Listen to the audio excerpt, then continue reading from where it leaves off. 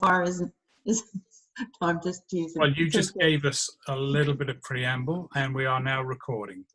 Okay, thank you. In this presentation, I want to promote the idea that our comeback doesn't need to be a go back. We can do things differently. An odd silver lining in this pandemic is that we have choices. One of the most significant leaders in the response to the pandemic is our much honored Bonnie Henry, Dr. Bonnie Henry, who has made this a foundation of her very powerful approach to involving us every day in controlling the spread of the COVID microorganism. We've learned in the past few months that there is no room for complacency anywhere about anything. These are lessons we can use for taking actions in our local food system, and that's what I'm here to talk about. Some of us may question whether there is a problem in our local food system that goes beyond the COVID impact. Fair enough, it's important that we check in on what we know about the food system and where the problems lie. I will start there and move through to work that I'm involved in, as Trevor said, in creating a values-based food system here in the capital region, one that applies a short supply chain model. My primary interest is in creating real change in the food system, and more than ever, we need to articulate what exactly that means.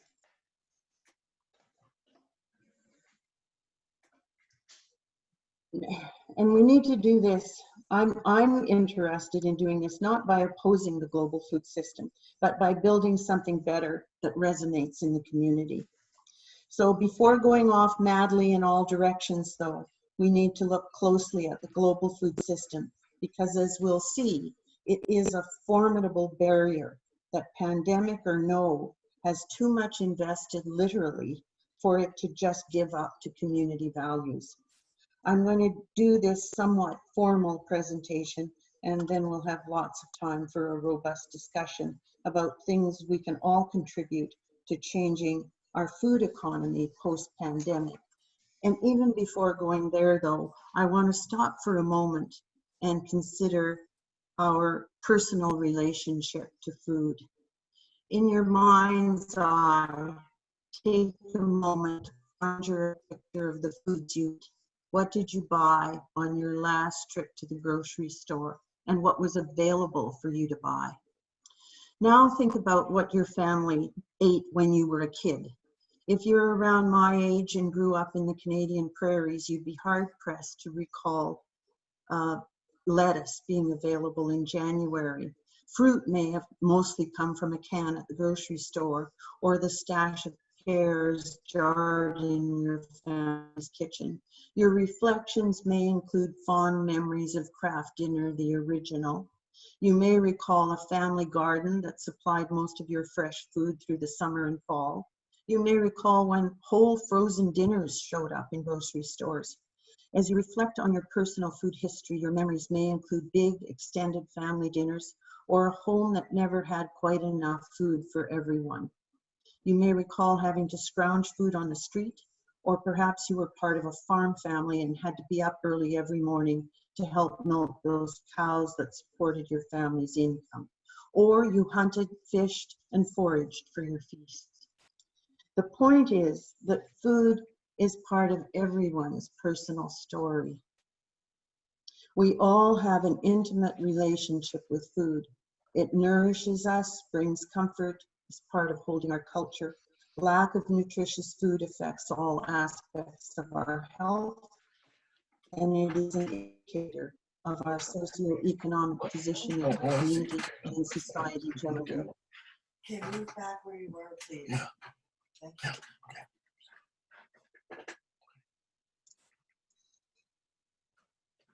But food has another whole meaning that is separate from our personal connection to it, and yet deeply affects our daily experience of food.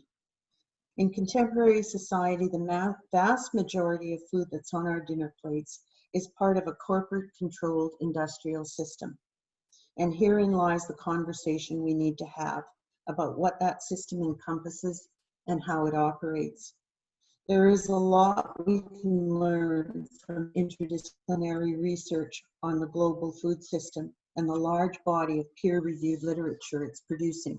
The global industrial food system is highly sophisticated, vertically integrated, and financially controlled by a concentrated small number of transnational corporations. And it is so fine-tuned that it's mostly invisible in our daily lives. Sure, we see the food delivery trucks coming and going, but we don't see the international trade agreements among nations that are the driving force behind those trucks. We see we often have to pay more for locally produced food than imported food, but we don't actually see the external costs that are directly and indirectly linked to imported food. Costs we're paying for every day. Externalities include the cost of roads, environmental cleanup costs, loss of economic multiplier in local communities, health costs all over the world. We don't see how food is traded on the stock market, how it's objectified in people's investment portfolios, and we don't see the financialization of the food system, the infusion of capital that is buying up land and biofuel based on speculation, not on supply and demand, and not even to produce food. We don't see how these international buyers are affecting access to food, farm incomes, and protection of the environment. This financialization of our food system is separating people from food culture. When we look at our grocery basket or our dinner plates, we don't see commodity index funds, hedge funds, and corporate mergers that are going on behind the scenes. Financializing the food system means that the infusion of capital is based on speculation, not supply and demand. The pandemic we're in the midst of is pulling back the curtain on some of these things and giving us a bit of a glimpse, but it really is only a glimpse. And you have to be eyes wide open to see these things when you hear news flashes about supply chains or the dumping of milk, or when someone reports that there's been a run on flour at the grocery stores. What do any of these things mean in the context of the global food system that governs our dinner plates? You may recall the reports of the COVID-19 outbreak at the Cargill feedlot and meat processing plant in High River, Alberta. The outbreak that affected dozens of workers and families in that small prairie town. Cargill, the main player in that story, is the largest privately owned company in the world. The picture attached here on this slide, those bits that you can see in the background, those are all cattle that are waiting to go into the Cargill plant for slaughter. As I said, Cargill is the main player in that story from High River, Alberta, and it is the largest privately owned company in the world. It employs people in 67 countries. It's fully vertically integrated, from seeds and fertilizers through contracts with farmers to grow food, to grain trading, to animal feed production, to beef processing, to processing packaged meats, to shipping food and food system products. It is a single corporation that owns a very long supply chain that controls production and pricing in a significant portion of the global food supply chain. It is one of 4 firms that account for 85% of beef processing in the world. One could propose that this concentration has mostly to do with profits and practically nothing to do with the animals that are feeding us. It's also the case that 4 firms account for 70% of ingredient crops, that is, crops that are crucial across the food and processing sectors. They show up in all kinds of dry goods and canned food and so on, all processed foods.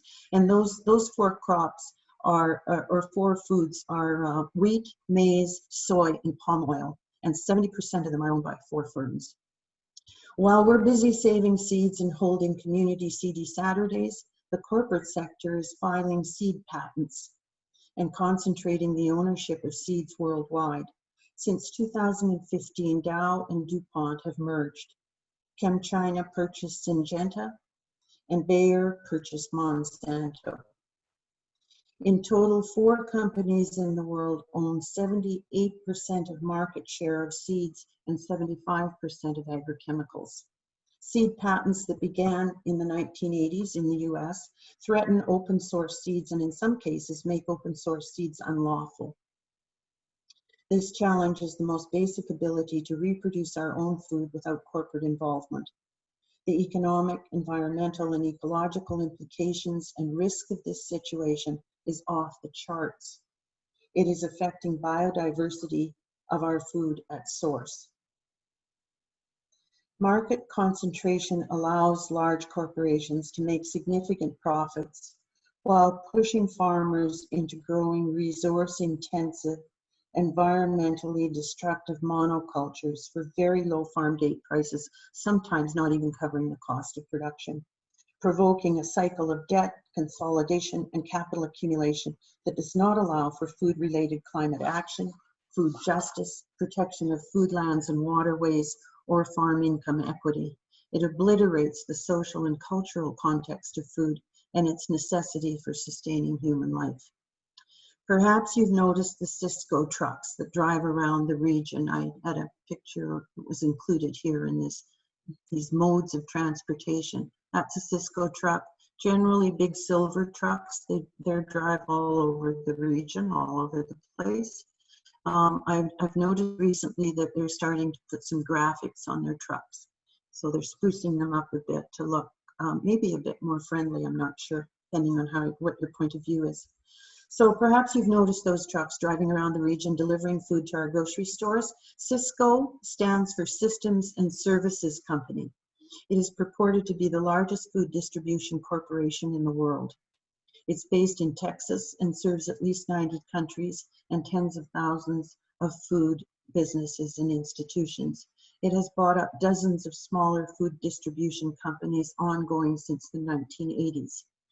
It is publicly traded, so you can own Cisco shares and enjoy the dividends that it pays regularly to its shareholders.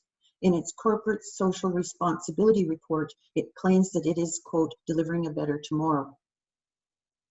These transnational corporations control prices that affect food prices around the world.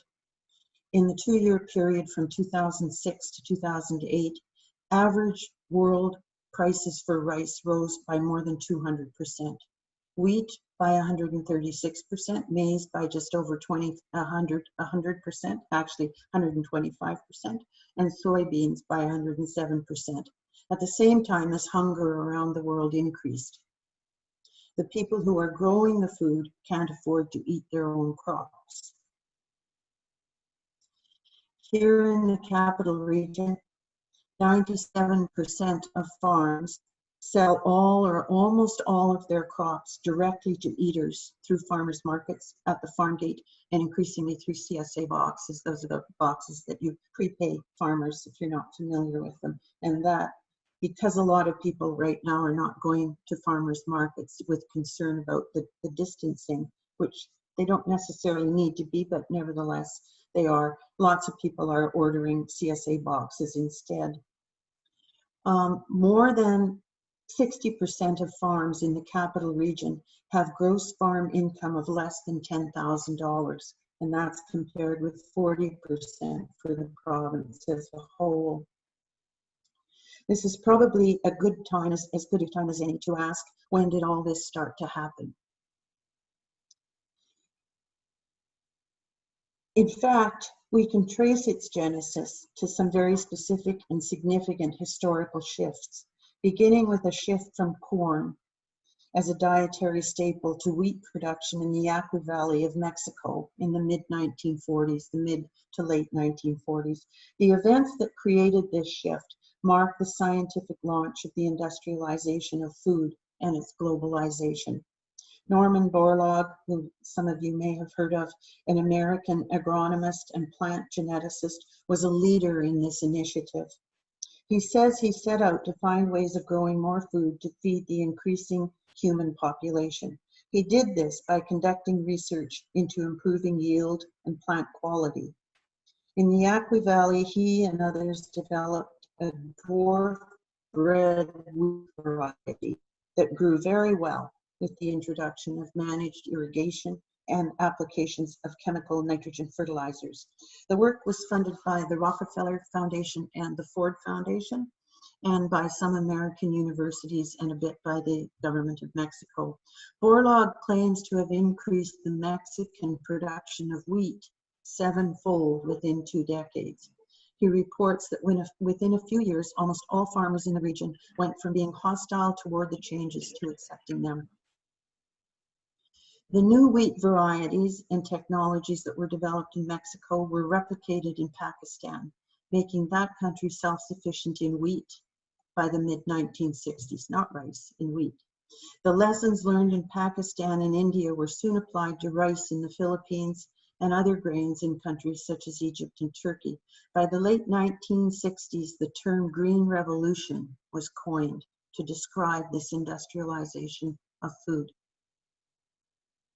Over time, the Green Revolution was joined by investors who saw business opportunities in the manufacture of fertilizers, pesticides, and a range of new farm machinery and tools with the mechanization of farming. And in 1970, Norman Borlaug was awarded the Nobel Peace Prize for, I quote, making it possible to improve the living conditions of hundreds of millions of people in that part of the globe which today might be called as the non-affluent world. 2 things that I want to bring to your attention about the Green Revolution. One has to do with its purported claim of reducing hunger, and the other has to do with its connection historically to climate change. First, from the beginning, the industrialization of food has been presented as the only way of addressing world hunger. So it's only fair to check in on how we're doing on that front. And for that information, I turn to the Food and Agriculture Organization in the United Nations. In 2019, the FAO reported that hunger is on the rise. In absolute numbers and proportionately, over 820 million people suffer from hunger. An additional 1.3 billion people do not have adequate access to nutritious food. The total of these 2 categories is more than 1/4 of the world's population. Almost 50 million children under 5 are wasting, and 149 million are stunted. This is the case at the same time as more than 40 million children under 5 and almost 40% of adults, 2 billion in the world, are overweight, mostly due to poor diets. 14% of food is lost in the supply chain from harvest to retail.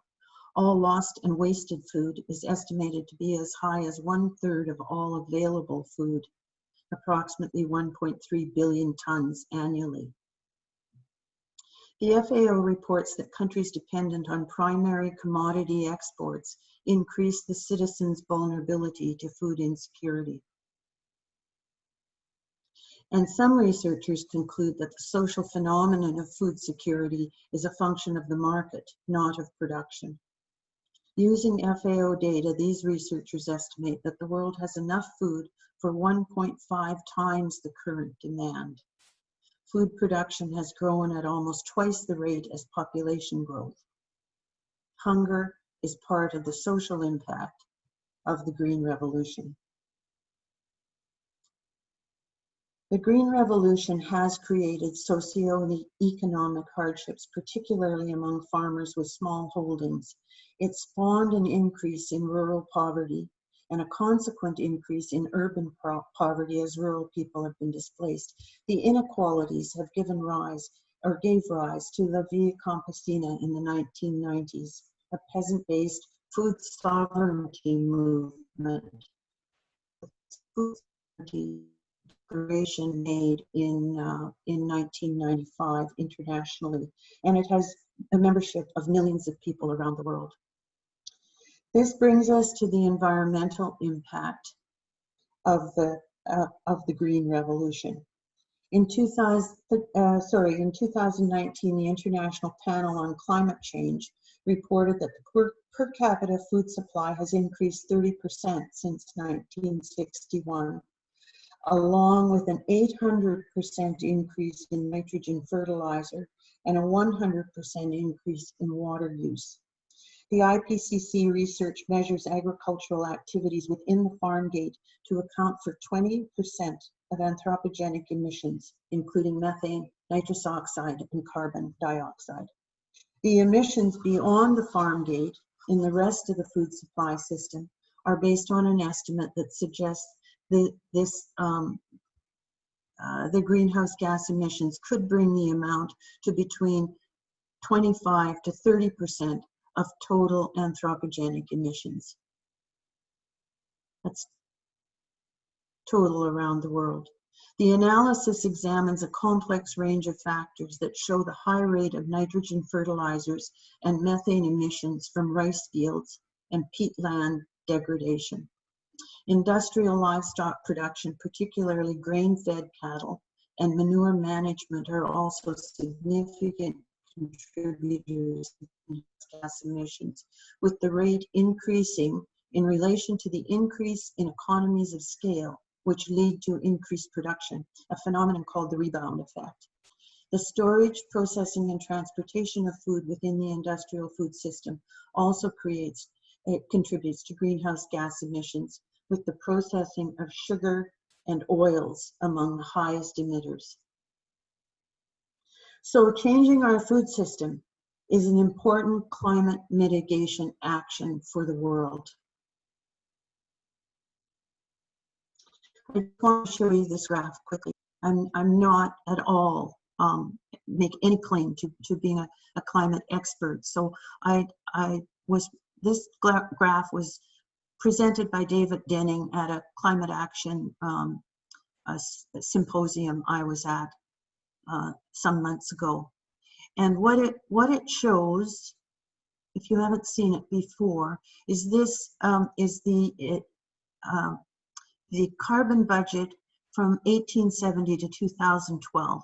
And this steep climb, this gray area, is the carbon emissions due to fossil fuels and cement, and the beige foothills here, if we can call them that, are carbon emissions due to changes in land use. And would those be stalagmites or stalactites? I think they're stalactites dropping down here below the zero line is the carbon sink and the capacity of land, atmosphere, and oceans trying to take up the carbon emissions. The thing I really want to point out now, though, is that this steep climb in the carbon emissions and somewhat less so, of course, in the land use, but still significant in the land use, all began, really, the climb really started in the mid to late 1940s. And I'm just saying that was the same time as the introduction of the Green Revolution in food.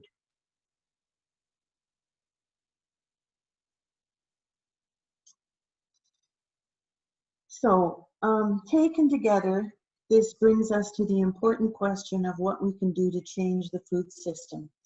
First of all, there's an openness among food sector businesses and across the general public right now.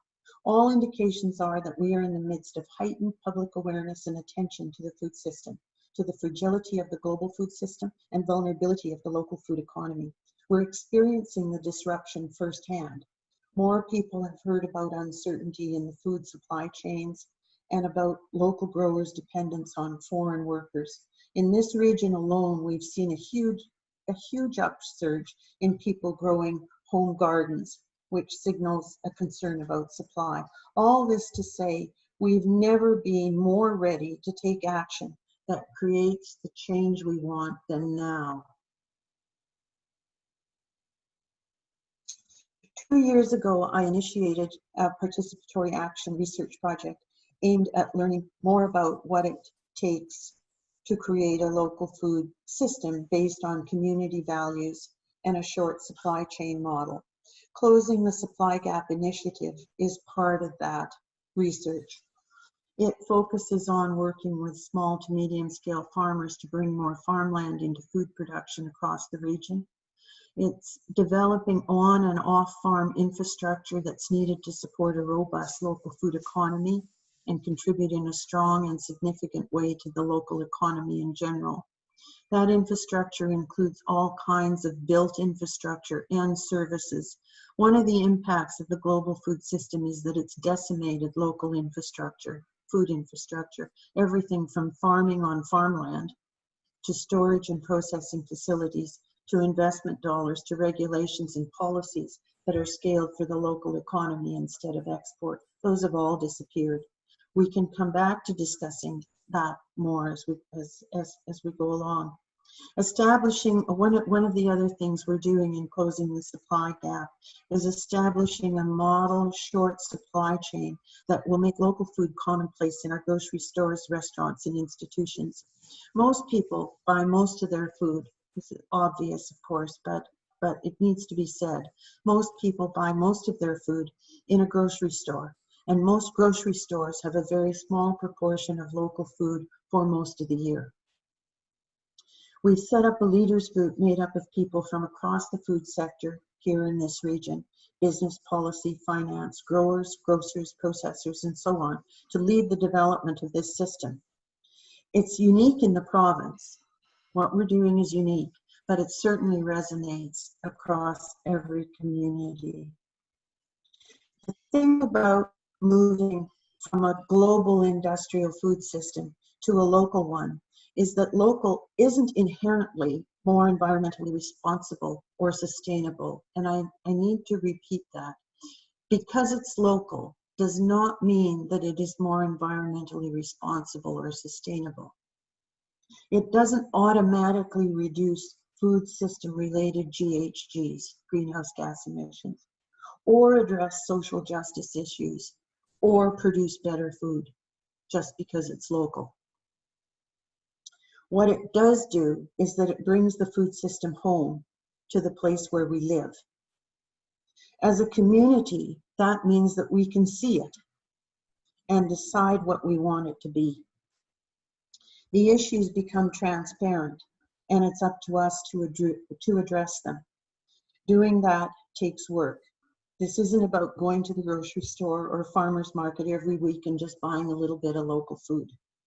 We have to engage with how our food is produced, how it's distributed, who gets to eat and who doesn't, what producing food in our community means for the well-being of people in other parts of the world, and what it means for our planet. We can't have a passive relationship with a local food system if we want it to be better than the global industrial system. I'll wind up with a brief discussion of the questions we're addressing in the Closing the Supply Gap initiative. We're looking at what values do we want our food system to be built on? What does a local food system short supply chain look like? And what do we need to do next? In Closing the Supply Gap, we've asked farmers and leaders in the community, in the food sector, across the region, what values matter. And they've reached a consensus that the value structure is complex. It is actually remarkable to sit in those meetings and see across business, nonprofit, government, how easy it is to reach a consensus in terms of values if we just ask. You can see that the overriding values that they identified in this work we've been doing are that food is culture, relationships that embed social justice and integrity into the local economy are essential, and diversity, sustainability, and knowledge need to be drivers of the system. The short supply chain we're talking about has three subsystems. There's primary production, primary and secondary processing. Not sure if you can see that. And the third component is distribution. And these subsystems are bound together by a policy regime that privileges the local food system instead of the global industrial system. It provides skills development that makes working in the local food system a respected occupation, and it provides business services that support small-scale enterprises and endeavors.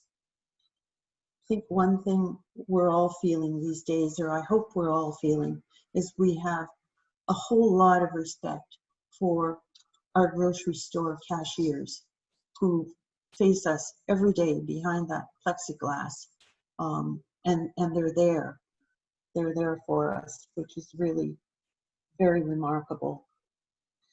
What this short supply chain looks like is complex, and we're basically starting with a blank slate. So we're really starting from lots of research, but the research tends not, for the most part, to articulate what this local food system that we might want even looks like. So I'll just show you one slide, and that's the slide. So we're developing short supply chain diagrams for each of these three sectors: for primary production, for primary and secondary processing, and for distribution. And I'll show you the one for production. Here it is. Now you're just going to see part of it, I guess, because we're kind of covering up some of it. So I'll just quickly explain here what you're seeing. So we have the food production node or network in the supply chain, and it leads directly to production, rural farmers, urban producers, and then gleaning, foraging, wild harvesting. And it's connected to what farmers have identified in the region in meetings I've had with them and focus groups I've conducted, the need for shared infrastructure. There's a lot of need for on-farm infrastructure in this region, but there's also much need for shared infrastructure. Being small scale means that shared infrastructure really, really matters. And that includes local food storage and processing facilities and local food distribution innovation. Farmers are also identifying if we're going to bring more farmland into food production, and we have lots of farmland right across the region that isn't in production. There need to be incentives for supporting new farmers to enter into the field of farming. And an important piece in this short supply chain is more crop planning, more shared crop planning and crop diversification between farmers and eaters, but also between farmers and distributors through the wholesale sector. What is it that we need to grow on these lands, and the conversations about what that needs to be. Generally speaking, each individual farm decides what it's going to grow, and because we're so heavily marketed here in this region through direct from farmer to eater, farmers tend to grow what works best at farmers markets and not necessarily taking grocery stores, and to some extent, of course, they do take restaurants into account. But really, with the bulk of food being purchased in grocery stores, that conversation about what do we need to grow and what are grocery stores buying, and that conversation is actually starting to happen. It's a pretty sensitive one, and we're happy to be able to facilitate it. There's also a whole section here on the side about education, skills development.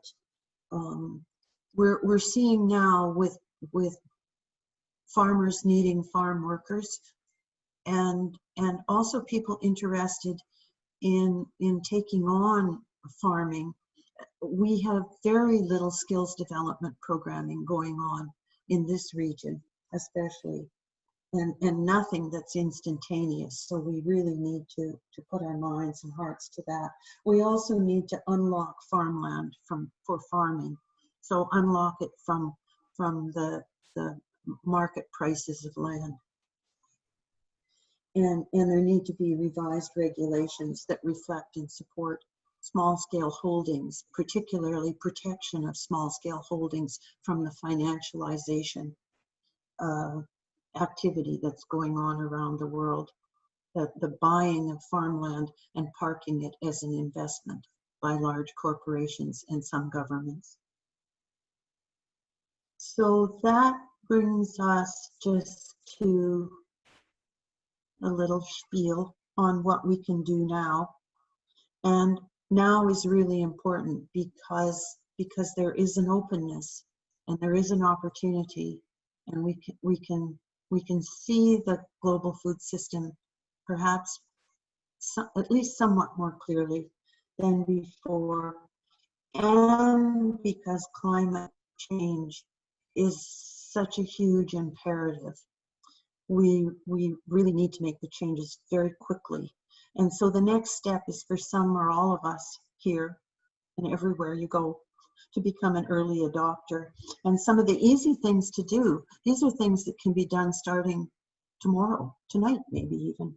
Go to the grocery store and tell them you're looking for local products, and not once or twice a year, but absolutely every time you go in.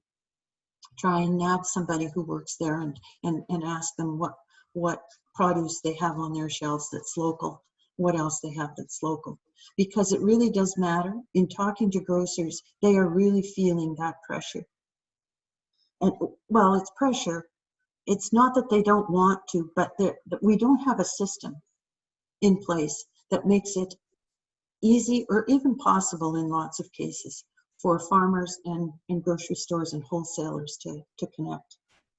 And it's really important to tell governments, local government and provincial government, that we want to ensure that farmland is brought into food production. Because boy, there's lots of pressure for many other things to happen with farmland. And as long as we have so much farmland that isn't in production, the inclination is to use it for something else. It just makes it a whole lot easier. And then to learn everything we can about why a local food system matters. The real stuff, not just kind of the soapbox stuff, but the real reasons of why we need to grow our own food. And it is an equity creating process when we grow our own food. And we need to insist that our community climate action plans include a really strong local food system plan. Remember that 25 to 30% of greenhouse gas emissions that could be significantly mitigated if we changed our food system. And it doesn't displace anybody. It does just the opposite. In fact, it brings people back around the world to be able to grow food for themselves instead of growing it to be shipped into the Northern Hemisphere. And that's my spiel. So I'm going to get rid of this big screen now. There we go. There we go. There you are. You're back. You've been there all along, I hope. Okay. I've unmuted everyone so you can all give a round of applause. Oh, thank you. I see lots of mutes still up there, Trevor. Yeah, I see that too, but I did hit unmute all, so they should Okay. unmute. But that may not be working. Let me just see. All participants are unmuted, it says. Okay, so Diana has joined us. Diana, I'm not sure how much of that you caught, but... I caught almost everything, yeah. Hi, sorry to miss the intro at the beginning. So before we start the general conversation, first of all, for those of you who've just come on, you can't see me because my camera quit because I've had my computer open too long and it's got too much stuff open and it can't handle it. Which is a shame because you're missing my swishy new haircut. But before we do go into the conversation, and I've unmuted everybody at this point, as far as I know, although it's still showing muted, it's very odd. I may have to go through one at a time, and I'll do that in just a minute. You can also use the chat box, and I would encourage you to do so. But we will have, because it's about 20 of us, it's generally okay to have people just wave a hand if you're looking at the screen, or to send something to the chat box. But before we do that, as I said at the outset, this is part of a series we've been coordinating with Diana Gibson and the Community Social Planning Council. And I would like to give her a chance to say a few words. Thank you, Trevor. Can everybody hear me okay? Yes. Okay, good. Yeah, sorry, of course, the network went down at my office just before the call, so I had to get myself home and onto another device before I could join the call. But thank you, Patricia. That was really very well articulated, and it really was a nice, broad, all-encompassing kind of local to global perspective, which I really enjoyed.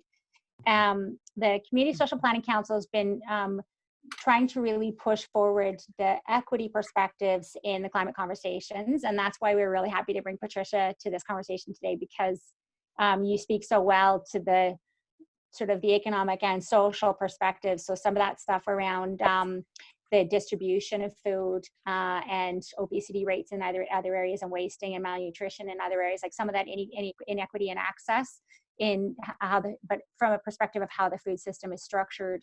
And then locally, you spoke to some of the equity issues around farm sustainability, local farms, that sort of financialization and financial speculation into farming, driving up prices, and it really does impact massively on local small-scale farming. And then farm workers, and then right through to the grocery workers, that inequality in incomes and dignified quality of life. And so I think that some of the pieces that I wanted to also bring in around this conversation is that the Employment Standards Coalition is currently in a conversation with the farm workers and the Minister of Labor around getting rid of the exemption of farm workers to employment standards. So we have some real systemic inequality in the farm system in terms of how it's structured. And so it'd be interesting to talk about, from a One Planet perspective, creative ways that we could better support sustainability of local farms and the ability for both the farm owners and the farm workers to have dignified incomes, which within the current system is hugely challenging. But things like moving more into the guaranteed annual income, so some kind of rebate support for farmers, for farm workers where that income wasn't possible, but to bring them up to a living income. So other ways where our system could support not only their access to full rights as workers, but also to support so that it's not on the farmers who are already marginal at best, in the small scale farmers, to be able to provide dignified incomes to the workers, and also to the farm owners. And so it would be interesting to explore some of those avenues. And some of those avenues aren't necessarily through subsidies or wage subsidies, but also through, like you said, some of those pieces around the infrastructure support and market supports and helping to build that market access. Like a bunch of those pieces too are non-government support access ways to reduce their costs and help build their sustainability and perhaps improve their incomes through more coordinated hubs and things like that for different pieces of farming. So looking at some of the creative ways from a One Planet perspective that we can bring those equity, climate, and sort of local economy pieces together in that conversation, building on what Patricia's offered. And yeah, so I look forward to hearing what the rest of the folks have to say about that. Thank you. I'm going to jump straight to the chat box. There's a comment there and a question from Pamela. I don't know if you can read it, Patricia and others, but in case you can't, I'll read it out. Thanks for elucidating this so clearly, and thanks for your suggestions for the small ways we can help. Can you speak to degradation of and loss of soil and the relationship to industrial agriculture and the role of regenerative agriculture and permaculture to restore soils and grow healthy food?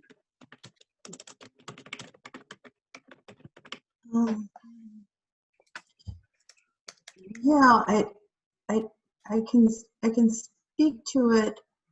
I think especially from I'd like to bring a common sense perspective to it. it makes no sense to anybody, I don't think, when we sit down and think about it, that we destroy our soils, we destroy our waterways, whether that's by over-chemicalizing, overusing, treating them as if they are an instrument for investment or profit only.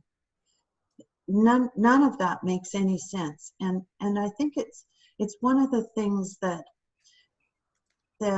we need to think about it. Well, it's hard to think about these things all at one time, but they really are all connected.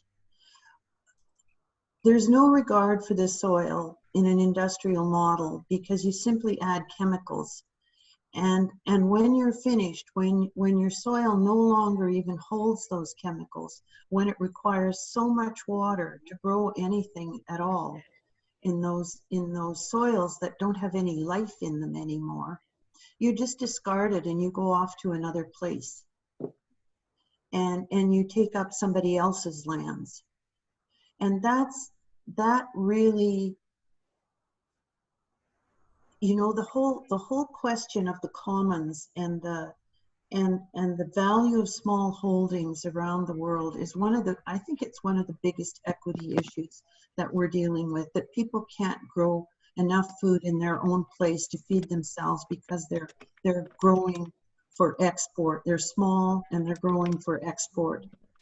I know it seems like I'm getting off track from the soil thing, but we're so disconnected from everything that even here in this region, we're not paying attention to the very basics of how important our soil and our waterways are for food production, whether we're doing it agriculturally through regenerative practices or whether we're wild harvesting, which is what fed people here for thousands of years before settlers came. And there's such an inequity in that arrangement that yes, regenerative agriculture is a way that we're trying to bring that back. But I have to say, we're not anywhere close to doing that.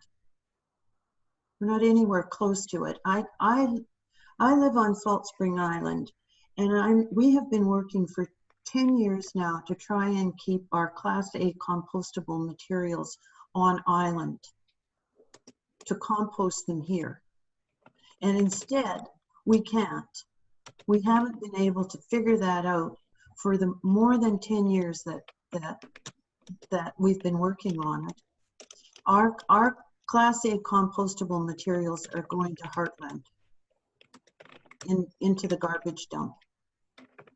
And we sit around in meetings here. We sit here in my small little community and place, and can't seem to move that along. That just doesn't make any sense. So I think there's a way of if we thought about our food in a more one planet way, these things would never be problems.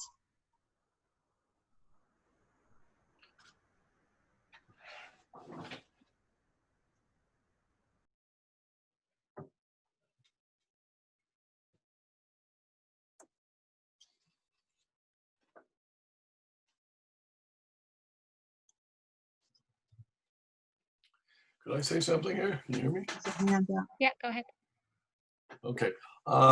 Yeah, I appreciate everything you've said, Pat. Interesting enough, I was way back in the '60s. I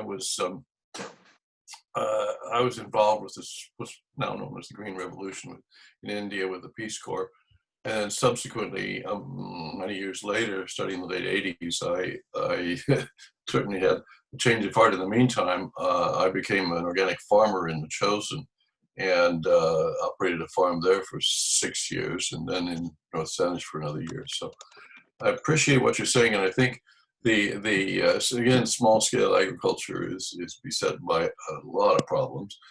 It's hard to know, what may be some of the key elements that could be started, that could be generated. One of the things certainly is that we as farmers experience, and I set up the Goldstream Station Market some years ago in Langford as well, when I was setting up community gardens. But one of the things that we found was that those conditions that I faced when I was a farmer were also being faced by other young farmers who would started out at the farmers market we set up, but then found that they couldn't make a living at it, and they certainly weren't in a position where they could afford the land that they were working on, etc. So they often, in fact, they would end up leaving, unless the farm belonged to their family, which usually it didn't. They would leave the farm and go to the city or whatever, or go elsewhere and take up other work. But I do think, and this brings me to hopefully some kind of useful conclusion.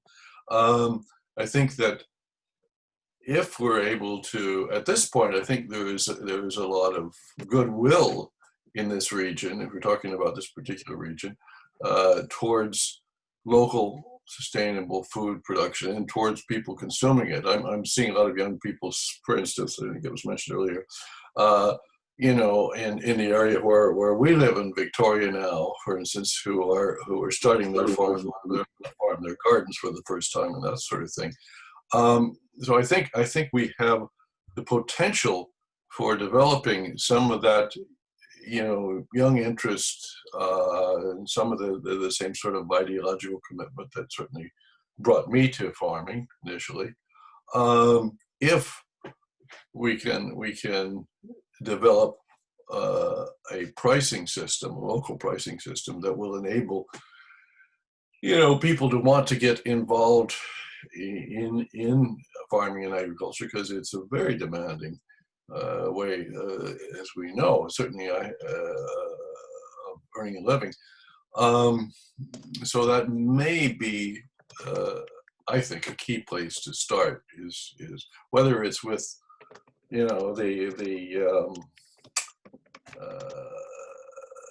getting subsidies generated through governments, which is usually the Canadian way of doing things, and that's fine. But I don't know how much money we could generate that way, or through local support from consumers. But there are a number of mechanisms there that I think you mentioned, Pat, and I appreciate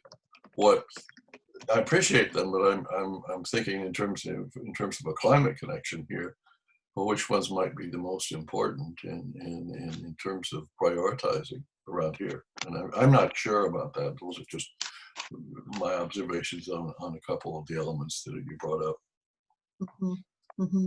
But there are a lot of things embedded in what you've said, and just a few of them that we need to be aware of, and that we are trying to sort out. And I think we're in a position now where maybe we can make some headway in terms of, for example, pricing and subsidies.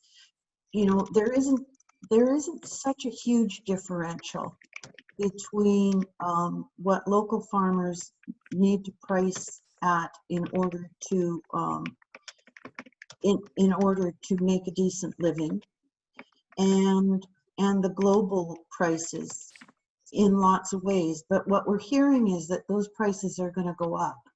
Those global prices are going to go up, and I think as more and more places can't grow their own food, those prices, where we're dependent now upon Mexico and California and so on to grow that cheap food for us, or at least it comes across as cheap.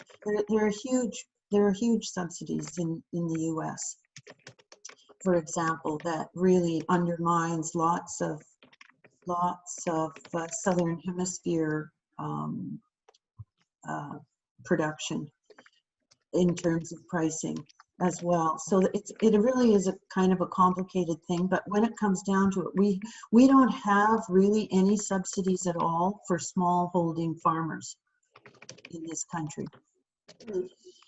And any kind of talk about subsidies has public policymakers really running for the hills because it's so risky in terms of our trade agreements. So what seems like a reasonable thing to us when we're sitting across the table from each other and sharing a meal and going to a farmer's market, you know, putting money into shared infrastructure and so on and so forth, which would really be very, very helpful. The public policy people and the politicians are concerned about the impact on the trade agreements that we have. And I see a question here having to do with labeling. And that's another great big area where there is a strong international movement to not allow country of origin labeling because it undermines some of the corporate intentions. So again, it's one of those things when you sit in a local setting, what seems reasonable and logical and would be a very healthy thing for a local economy and sensible from community perspectives doesn't make sense and can't be done because of the global industrialization in the system that's impacting everything. And it really is. It really is very effective in shutting out the local food system development. So we need a workaround on that. And I think right now, sad as it is that it takes a pandemic, but I think we have an opportunity now that we didn't have before. I think awarenesses are different. Consciousness about the importance of holy crow. We're really, really dependent on that global system moving food around for us to eat. And I think that is what has prompted all this collective consciousness is all I can say. Like people just started growing gardens. It's crazy.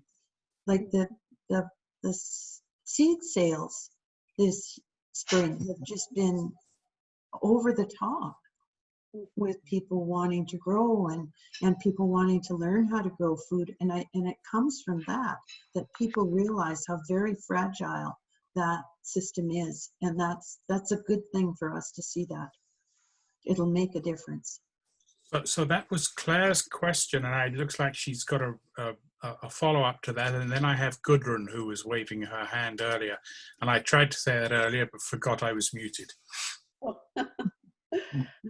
Okay, yeah, my question does carry on from the labeling, but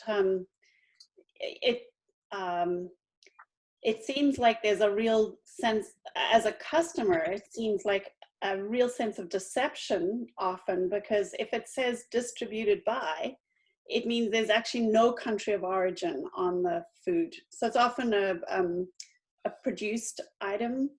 Yeah. But yeah, I've noticed that increasing. And then the other thing I've also noticed is there was these great salmon burgers that they were selling, and it was Pacific Wild was kind of and then salmon burgers. And when I looked at the label, it was just salmon, and it didn't label it as wild salmon. And it later turned out, because I had to do I actually went online and went looking, it was farmed salmon, but the logo was Pacific Wild. And so there was this deception as well on that. And so, yeah, that's, and also that the salmon wasn't coming from BC or from local, it was actually coming from somewhere else.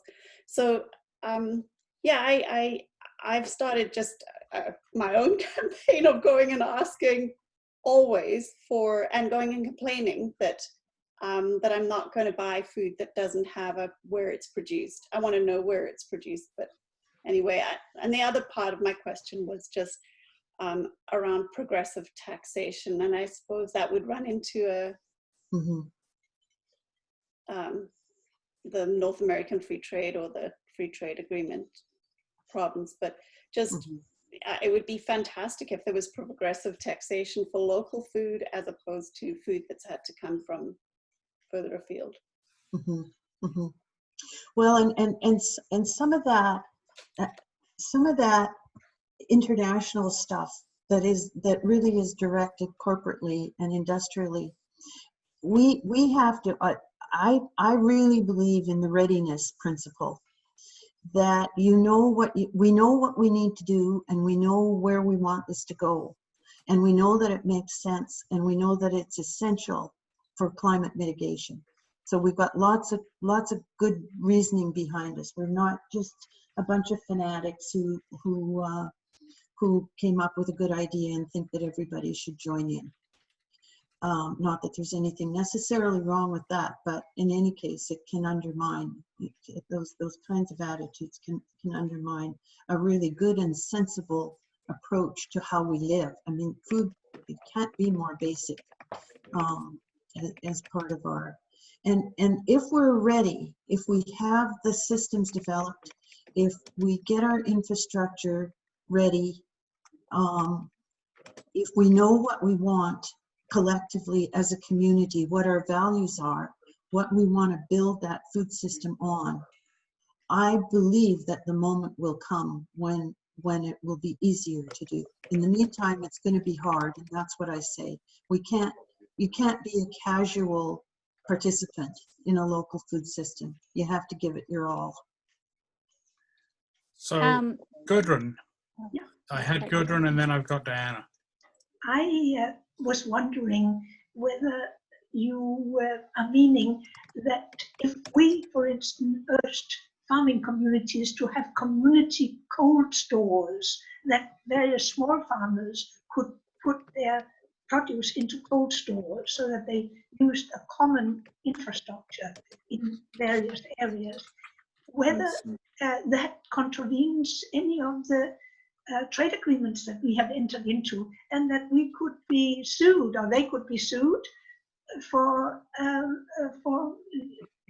sort of claiming that this was public support of the farming industry here, and would go against the trade agreement. I don't know whether that is so. When you talk about infrastructure like that, can they sue in the NAFTA or in the CETA or in the agreement? I remember that we were told that when Stephen Harper wanted to sign the Chinese trade agreement, that the Green Party said, "Oh, it means that China can." There was a clause in there that said, you know, China under that could sue the Canadian government if we went ahead with the agreement as it was. And I was just wondering whether this applies to helping farming areas here in BC with infrastructure projects. Well, so far what we've been doing is developing the infrastructure primarily through the nonprofit sector. So, and the government sector has not been putting money really into that infrastructure so far. So I mean, as long as they're not getting public money in, there wouldn't be any clause in these trade agreements that they could get at us. Yeah, because that's outrageous, that kind of clause, you know, where if we have public services here and can be sued by foreign governments for having transgressed these trade agreements. Yeah, well, and of course, I don't know if there's anybody among us here tonight who knows everything that's in all of those trade agreements, but they are very opaque. So we can't, it would be very hard to know the answer to that question until we really stepped on big toes. And I just feel that to install big cold rooms or freezers, or so that Yes. individual small farm producers could use in a cooperative way would be an excellent way to sort of even out the supply between the small farmer and the supermarkets. Yes. And The other thing I just wanted to say was, I'm just shocked that Salt Spring Island sends its compost to Heartlands. I mean, I'm involved in a very tiny way here where I live in garbage disposal, and I hear that our compost from our condo building goes to Delta. It's transported over to Delta. And I remember a little while ago, you probably all heard about that the inhabitants up on top of the Malahat protested hugely and won against getting a compost, a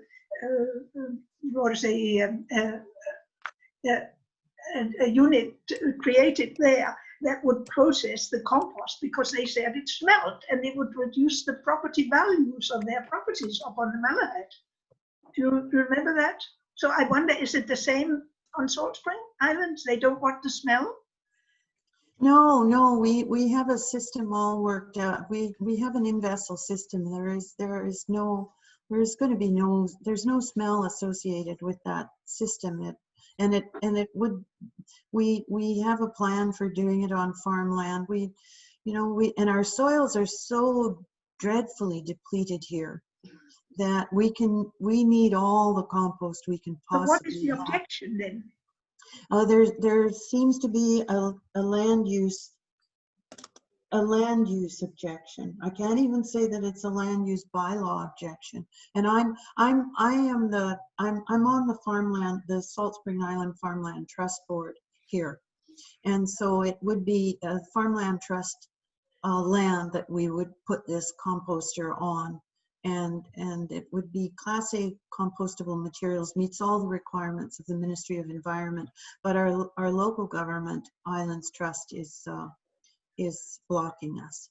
So in a very strange way. But I mean, these are the things that when you put them all together, they really create huge mountains of barriers. But we just keep going, don't we? Like we just keep, I mean, it's the same with we have in this region plans that have gone to all the municipal governments for farmland development, common ownership of farmland, another really important piece. If the more farmland we can own in community, whether that's through farmland trusts or through municipal ownership or whatever, the more we can put people onto that land to farm it for the common good, for the benefit of the community as a whole. So that's another big piece, and who knows where that could go if somebody really noticed it relative to a trade agreement. I don't know. But in the meantime, we just keep doing it. We just keep picking away at these things. I'm going to jump to Diana and then to Gertie, but I'm just going to very quickly interject. We've got a useful model in community forests. I would think that you could build on to create community farmland. But anyway, Diana. Yeah, there are some creative ways to get around some of those trade laws. Sort of in terms of the pricing, instead of trying to have consumers drive that price, is to start to disincent some of the behaviors we don't want to see on the large. You can't discriminate based on ownership, but you could, for example, have a more progressive property tax system that charges the very large sort of multinational industrial farms more. You could have fees built in for things like soil degradation, and that turn out to be incentives, but they're actually done as fees that aren't about local to global. So as long as you're not discriminating based on where the ownership comes from or where the product comes from, you can try and create some pricing mechanisms that help to incent local production and smaller scale production and more diversity and better soil protection. But you have to be very creative.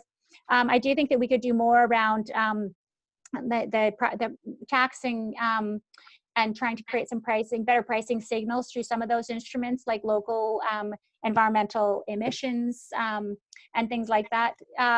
And I think that, again, that the community forest idea, if you use things like trusts and zoning, so we can do a lot more with our zoning around agricultural land that would help reduce some of that price driving that's been undermining succession planning and farm ownership a lot, that sort of investor pressure. So I think there are mechanisms that we have that we can use municipally that we haven't been leveraging as much as we could to try and push some of that forward. And again, as Patricia said, I think now's the moment, even revisiting the trade agreements.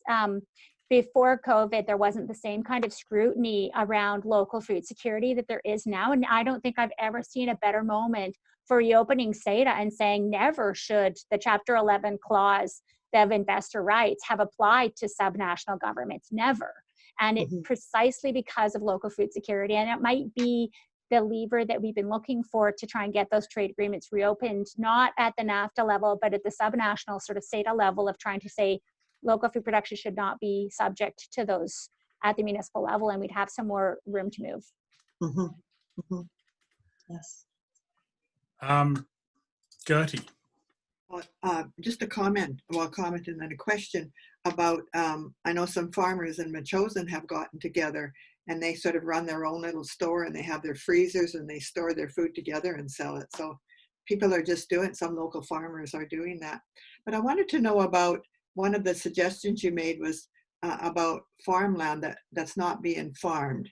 And I know some land that is designated farmland and they're not, and it's not being farmed. Is there, do you know what the regulations are on that? Like, do they have to, I thought they had to farm so much of it all the time to keep their status as farmland, but, and then what could we do when we know of places like that, you know, petition the farmer or what, I don't know. It's just, but I do know there are farm places that have farm status and they're not farming the land.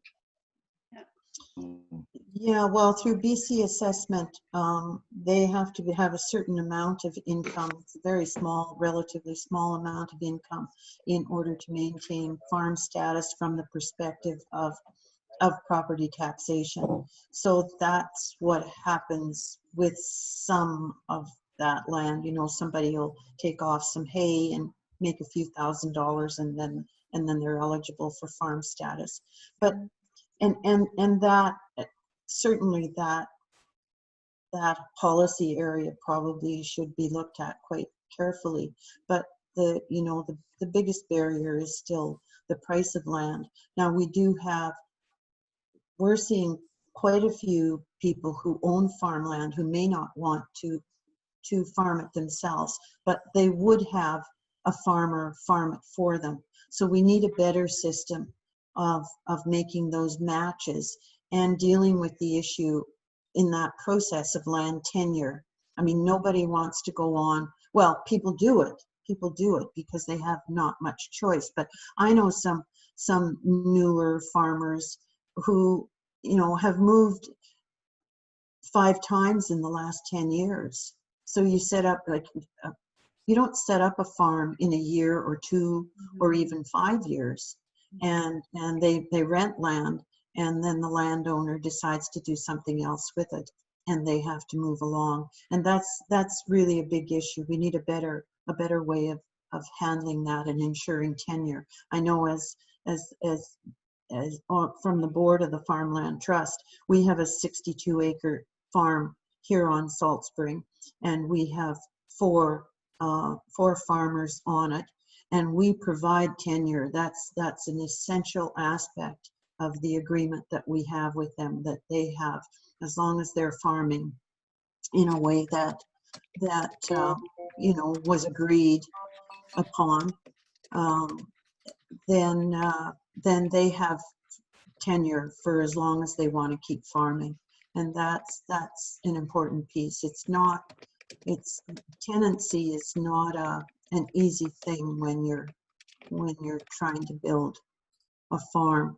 The other thing I would just say about the storage, just so that it is really the thing about the shared storage is really an important piece in all of this, because it gives small holding farmers that kind of leverage to be able to know that they can grow a good crop and store it properly. And that's the key. They have to be able to store it well. And for the most part across the region, we don't have a lot of good on-farm storage, nor I think should we have to capitalize, should individuals have to capitalize all that storage. So we have now what we've worked on is to retain for public ownership of the Viewfield site in Esquimalt. That was going to be the wastewater processing facility or whatever that was. It's on Viewfield, and we worked really hard to retain that building in public ownership when the CRD put it up for sale, and that's happened, and that has the capacity for some pretty good shared storage there, and possibly even some shared processing. So that's in development. And then we are in the process of building a similar but smaller facility on Salt Spring Island called the Root. And again, that's owned by the Farmland Trust. So I'm directly involved in that as well. And so what we're seeing is that for the region, we need a kind of a centralizing place that may or may not be Viewfield. And then we need some places round about the region, smaller places that can feed through a sort of a network process for larger storage needs or transfer storage as food is being distributed. So that's the model that we're thinking about. So Salt Spring, for example, will be able to store a certain amount of food, and if bigger storage is needed, perhaps that could go on to Viewfield. And we're exploring those models. So we need something on the Saanich Peninsula probably as well, and something maybe more substantial out in the Chosen Way, and then a bit beyond that. But we're definitely thinking in those terms. Yeah. So I'm just seeing, I saw Claire's hand there, but I see a couple of questions in the chat box. One was from Greg about CRD-wide composting and what seems to have gone wrong there with CRD. And so he was questioning whether there was a study of what went wrong at CRD in terms of the composting. And then a couple of points, somewhat related, I guess, from Kathleen. One about local municipalities. Are any local municipalities planning to file resolutions to UBCM regarding local food, and about removing restrictions from Chapter 11? And then she also asked about your abattoir on Salt Spring. Yes, I don't know what went wrong with the CRD composting study. It seems we have an inordinate level of problem with composting in this region, and I would not venture a guess at why it needs to be so complex. I mean, mostly it seems to have to do with land use, but there are composting methods where the smell of compost should not be an issue. And I'm talking about Class A compost. You know, there are other things that become issues with compost when you move out of Class A. But Class A compost should be pretty straightforward. And I don't know. It's just one of those head shakers. We shake our heads here all the time. Somebody says compost. It comes up at just about every meeting, every single meeting. And I'm the president of the Farmland Trust. So people are all constantly looking at me and saying, why is it that you guys can't do that composter again? And I try to explain it, but it's not explainable. So I don't know. We'll just keep going. Keep going. And yeah, I don't know about the UBCM and Chapter 11. And Diana, do you know if anything is going? I haven't heard of anything recent. No, I haven't heard of anything recent. Yeah. But I think that might be a good time to kind of poke them. Yeah. Now the abattoir. Now that's another thing. Now that's a processing facility. So what we have in this region is a private abattoir in Metchosin that does lamb, and we have a small abattoir on Salt Spring Island that does all livestock. Because we're a small community, it just made sense. But the history of that is that we had such a reduction in livestock production here on Salt Spring, and we know it's happening across the region as well.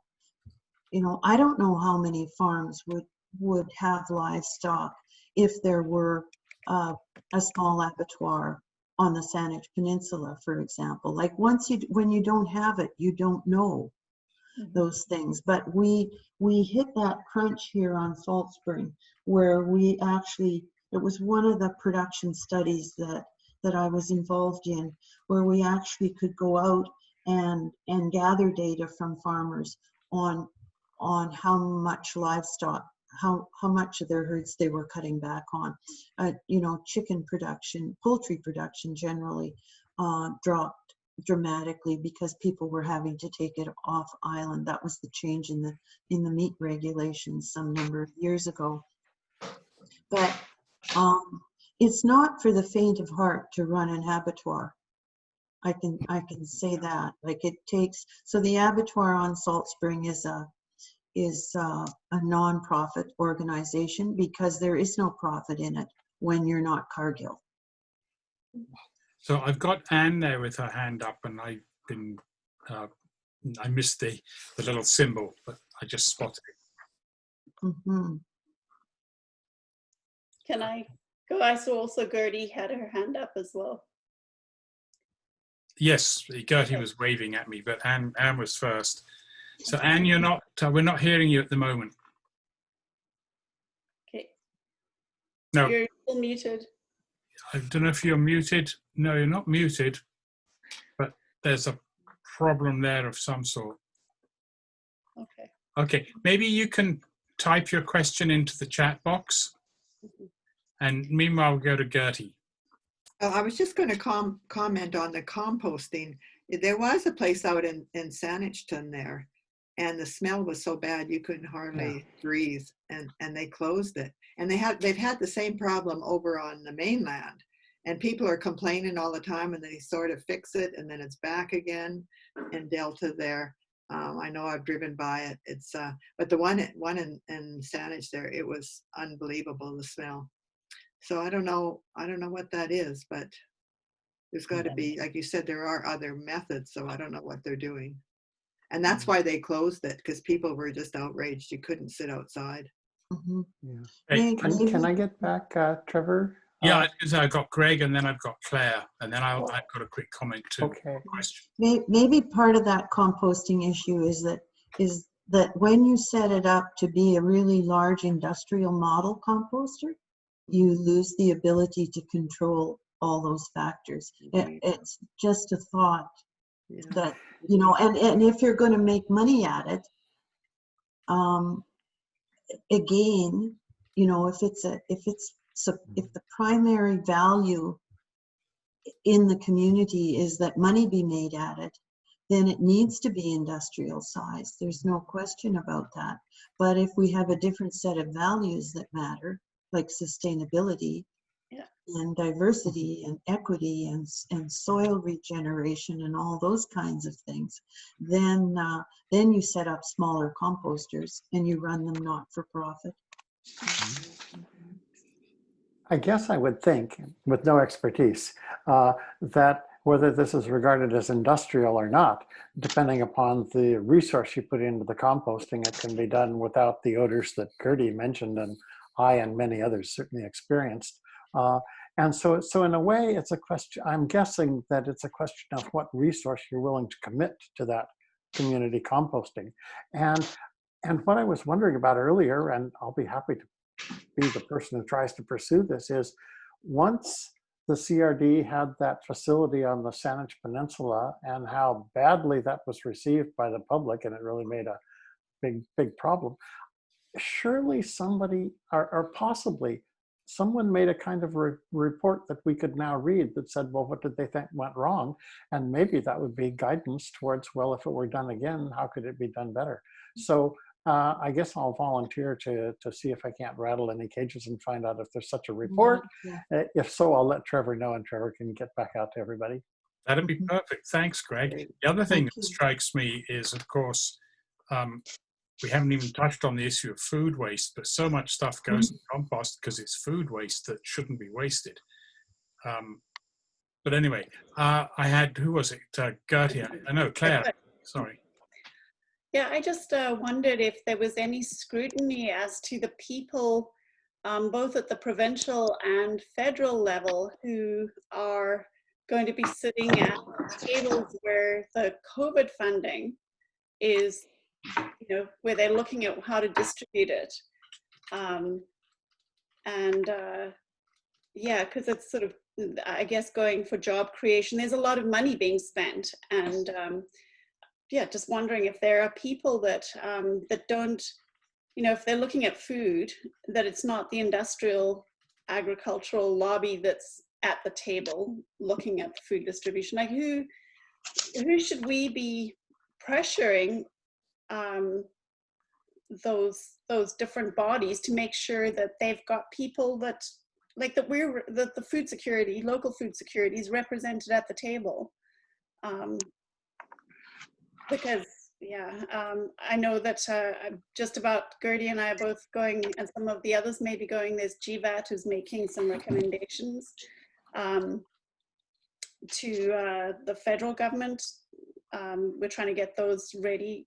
And you know who GVAT is, Greater Victoria Acting Together. It's a large coalition of nonprofits. And yeah, but we need to make sure that, the recommendations are coming from the grassroots, but who's going to be making the decisions about how that, prioritizing that. So Yeah. It's an interesting idea. Maybe the Greens could take that forward. As Well, part there is also a provincial recovery task force that's been struck. I'm just trying to frantically Google who's on it, but it might be interesting to reach out to some of the folks on that recovery task force to make sure that that perspective is heard. I know that the BC Government Employees Union's on there, and the National Farm Workers Union might have an avenue through them to bring that voice forward. And then it'd be good to see who some of the other players at that table are. that table is, we've been pushing on that, and because it's actually very narrow. It's basically chambers of commerce and sort of big corporate trade association types, and the That doesn't surprise me, because that's what they did with. Yeah, that's what they did with their emerging economy task force, and I met with a couple of different players. That's the recovery task force. Yeah, but I'm saying it's this. The emerging economy task force was only business and technical institute, so there's no real vision for actually building any kind of local economy, like really missing. And two of the people at that table said to me, when I asked them questions they didn't know the answers a year into their mandate, and they said, we actually just have the wrong people in the room. And I looked at that recovery task force and figured it's sort of a similar story. Very much. Yeah. If that's the case, it would be good to push back on that, because Absolutely. I think that I said to two of those people at that table on the emerging economy task force, I said, if you're sitting at this table knowing you've got major gaps around that table and that you have the wrong people there, it's irresponsible for you to sit here, to sit there. Like, it's irresponsible to stay in that room. And so I think if that's the case with the other task force, I think we need to start to call the people sitting in that room that have a conscience to task for being in the room and giving it legitimacy without calling it out. So there's Dogwood and a number of environmental organizations and the BC chapter of the Canadian Association of Physicians of the Environment, for example, the ones I know about, have and a number of other groups have been pushing for that recovery task force to be broader based. Basically, we're getting the brush off. And it's coming out of the Premier's office. So it's the Premier's office, the Minister of Employment and the Minister of Finance and their staff, and then their sort of equivalents out in the corporate sector. And that's it. And the unions. The unions are there, and that's about it. I think there's a representative from a First Nations group that's about major infrastructure. It's not necessarily, it's a business First Nations group, and then it's one union. Yeah. The BC Fed, it's the only one at the table, I think. But it is an area. Anne, you've got your hand up because I see you've got your question in here, so I'll read it out. Are there agricultural workers training programs for science and technology used in farming? It sounds like another cost that farmers bear is worker training when some of the skills could be taught in a college program. Yeah, the one that I'm most aware of is the one at Kwantlen College, is the farm school, which is very good, but you know, it only does so much, and it doesn't do it instantaneously. We have a huge farm worker issue right across the country, and we've had one intensely in BC for a very long time, and basically very little has been done about it, and now we're caught out. Is what it amounts to, and we downgrade the value. Again, this comes to community values. We downgrade the value of people who are workers on farms. We make it difficult for them to find housing, and we make it difficult for them to be paid a living wage. And so, who does it? No, it's not a career choice. Mm-hmm. Yeah. So can I, a couple of thoughts that occurred to me listening to some of this. One earlier on when we were talking about this, is about the notion of whether there are or should be producer co-ops. There doesn't, I'm not sure if there are, but that's one, in a sense, a lot of what you were talking about seems to me could be addressed through producer co-ops that would do the food store, the cold stores, and some of the other infrastructure we're talking about. And the other thought, just a more general one, as I listened, particularly it was triggered by the discussion around composting, because I think what I was hearing is that if it's done on an industrial scale to make money, it doesn't work. But if it's done on a community scale, if Salt Spring could compost its own compostables and return them to the land, that would be better. That kind of community-based activity also applies, for example, to energy systems. It applies to a number of other areas where a community-based economic response would be better. And it sort of feeds into the whole notion of community-based economics. But I also wonder about whether something like the South Island Prosperity Partnership has all the municipalities sitting at it, might be a place to take some of these issues. Yeah. Well, yeah, I have recently begun participation in a recovery. Sorry, I can't quite remember the name of it, but it has to do with economic recovery from the pandemic. And there are several task groups that have been set up, and one of them has to do with food and agriculture. And those meetings have only started. We've had one meeting, and there are 3 or 4 meetings coming up, and then we have to have a report prepared that goes back to the South Island Prosperity Partnership main task group. It's quite an elaborate structure, but whether compost will hit the agenda there or not as a priority, I don't know. I mean, it is similar to the emergency food issues and all of these issues. Like there is the short-term emergency response, and then there is the long-term implication. If we don't make a change, we can just continue to keep repeating and repeating. There's just, you know, there's a huge amount of greenhouse gases that come from all that food waste, and and there's also the inequity of people have more and more people having to beg for food. There's just something in a community that's at best uncomfortable about that, and more reasonably just wrong. Yep, there's something rotten in the state of the state. I got a question in the box here from, and maybe that's what that bad smell was. It wasn't compost at all. A comment from Kathleen about the Liberals having agreed to set up a national food policy. It's supposed to be announcing Food Policy Advisory Council, but she also references the National Farmers Union. And I don't know how many people have seen it, but the National Farmers Union put out a report, maybe it was last year, I can't remember quite when, relatively recently, that was looking at linking the farm debt crisis and the climate crisis. And it was quite a good and interesting report. It was written by largely by a farmer in Saskatchewan. I forget his name. It's an odd name or a different name. But anyway, if you're interested in that sort of thing, there's a very good report from the NFU about that. Mm-hmm.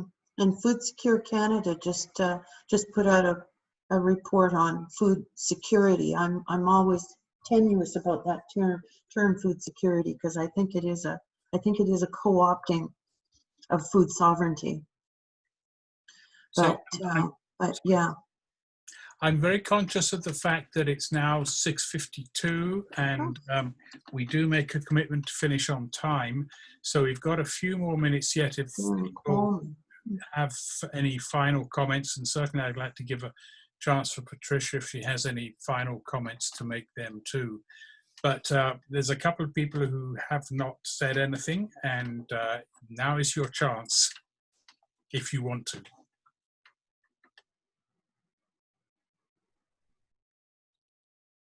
If not, it's open to anyone else for any final thoughts or questions or points before I'll give the last few minutes to Patricia,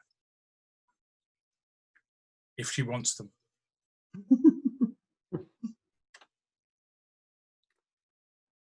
Anything? No. Well, I just I guess I would just repeat that doing this sort of work to build a food system, and because food is so foundational, it links and connects to so many things, that we can't be casual about it.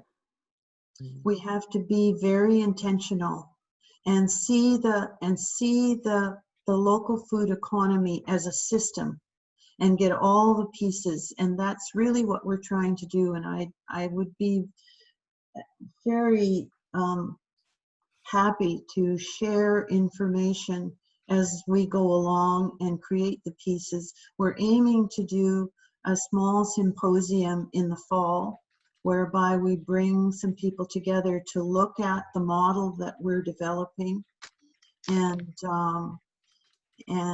to see where the weaknesses and where the strengths are. And actually, we're quite serious about getting this thing in place and getting local food as a serious part of our culture and our economy. Thank you. And so I just realized I did actually raise a question which I don't think you answered, as to whether there is a producer co-op locally, or a farmers co-op. There is the vegetable co-op in the region, and I believe it has 5 farmers involved in it. And you know, every time we go to meetings and with farmers, I've done, as I said, lots of meetings and lots of focus groups. I tend to like to meet with smaller groups of farmers, so 10 or 12 at a time, so we can have a really good conversation. And they are somewhat interested in cooperating, but the co-op model seems to not quite fit with what many of them feel in terms of their best business model. So but a shared service model can come in many forms, and I think that's something we need to work through and see what works best for us. Yeah. I have a quick question. If Go ahead, Claire. is there any kind of a you said you were talking about not all local food is equal. Is there any kind of a, you know, sort of grading system, or somebody actually going out and looking at, say, if you're doing regenerative agriculture and you're restoring biodiversity, and obviously the soil is going to be better and what have you, so the food quality is going to be better. Is there anything that kind of could signify that at a local level, so that there's some kind of standardization or just some kind of sort of expertise, as opposed to somebody just claiming that they've got great local food? Yeah, well, I think it's two things. Very, very good questions you're raising. I think it's a couple of things. There is the certified organic process, and so that can be a strong process if you want to have a standard, a recognized standard. And I'm not sure whether we need another process that does that or not. I think in many, many ways, though, it is a food culture that we're talking about. And if our food culture is one that isn't industrialized, then, and we maintain the small holdings model, that, because small holdings are not appealing to an industrial process. So if we can maintain our small holdings, which really characterizes our region and the West Coast generally, that would be an really important piece to establish that culture, that local food is values-based. Gudrun's just itching to get in. I would just put in a little tuppence worth here. I think standardization is not something we should go for in local farming. It was a terrible thing when the EU was created years ago, when suddenly you couldn't sell cucumbers that were slightly bent. They all had to be straight.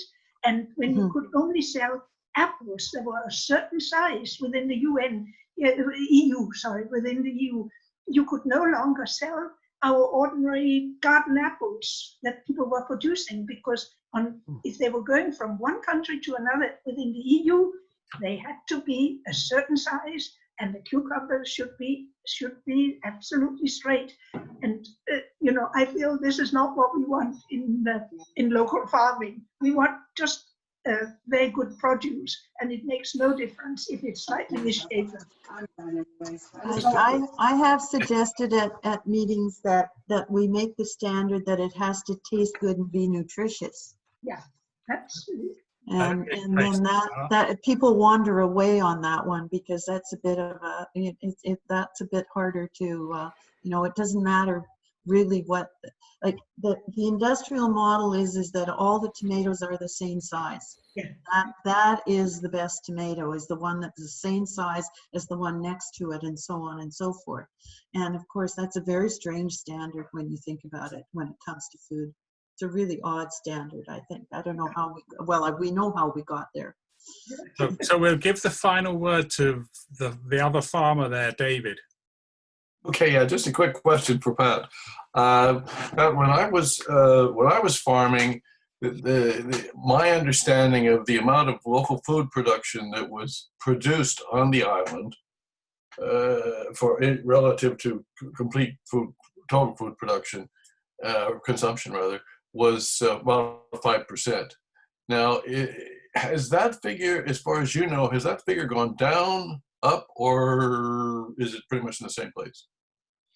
That figure came from a study that I did here on Salt Spring, and then got adopted in lots of places on Vancouver Island, but it really was an actual count. It wasn't an estimate. It was an actual count. It was a very particular, where I worked with farmers to actually count what we were producing, and it was at that point about 5% of the food that was available to eat was locally, that was produce, was locally grown. And I would say now that we're maybe, it's when I did a second study, it had increased a bit to about 6.5 or 7%. And I would say that it hasn't increased a whole lot more than that. That would be, but that's just a guess. That's not a statistical fact. It is important. It is important to know what percentage of the food that's available to eat is actually locally produced. That isn't coming out of mass production. I mean, you can always up the numbers by, having a really great big egg producer or a big, something else that distorts the numbers. But it's important information in terms of organizing and mobilizing a community, because it's quite scary actually that we have so little food that we can produce, that we are producing here, when we could produce so much more. Yeah, they can't see me or hear me, so.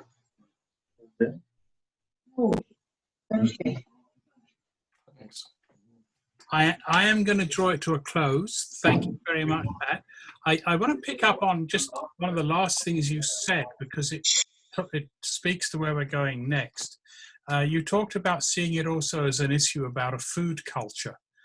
And part of what we're doing as the group who are talking about sort of where we take the conversations over the next year or so, we're looking at something that Alan brought to our attention, which is the notion of sort of cultural development, really. How do you lift up an entire culture, which is what happened in the Nordic countries in the 20th century, and how might we do something equivalent here? So we see it very much where we're heading is towards what Joe Brewer, who was here last year, talked about as a cultural evolution. And how do we bring about a cultural evolution, both in food and in all these other areas we're talking about? And so our next series of conversations, and as I say, I need to talk with the board about whether we do them over the summer or not, but certainly in the fall, if we don't do them over the summer, will be focused around how do you bring about cultural change and cultural transformation. And I'm hoping I can get Thomas Homer Dixon, who's just set up the Cascade Institute at Royal Rose University, to open that series and talk about culture change and how you bring about culture change. So thank you all for being here tonight. It is now 7:03. We've gone past our time limit. I apologize. But thank you, Patricia, for doing this. It's much appreciated. It was very interesting and very stimulating. And I will make sure to stop and save the recording, because it would be a shame to lose it. And we will post the recording. Thank you, everybody, and good night. Thank you. Good night. Thank you, Patricia. Thank you.